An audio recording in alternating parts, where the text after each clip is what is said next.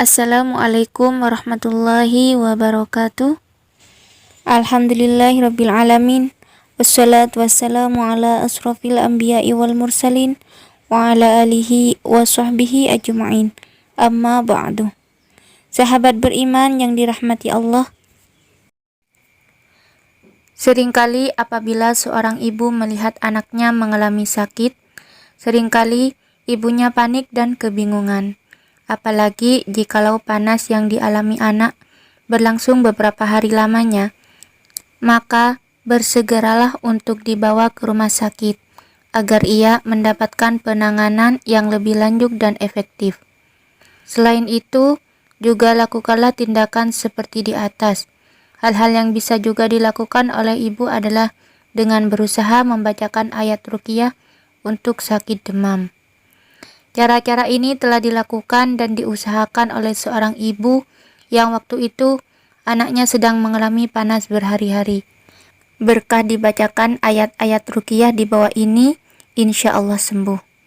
Bacaan ruqyah ini juga bisa dilakukan saat anak mulai ada gejala panas. Dan bisa dibilang dengan membacakan ayat-ayat di bawah ini merupakan tindakan pertolongan pertama kita. Bila anak atau balita Anda mengalami demam, apalagi panasnya meningkat, berikut ini adalah ayat-ayat ruqyah syariah tersebut. Yang pertama, Al-Fatihah 1-7, Al-Baqarah ayat 255, Al-Baqarah ayat 102, Al-Baqarah ayat 206, Al-Ikhlas, Al-Falaq, dan An-Nas. Selanjutnya itu, badan anak Anda silahkan dibaluri dengan parutan timun atau punggungnya dengan sedikit parutan bawang merah dan minyak zaitun. Selanjutnya, teteskan madu asli di bawah lidahnya 3 tetes.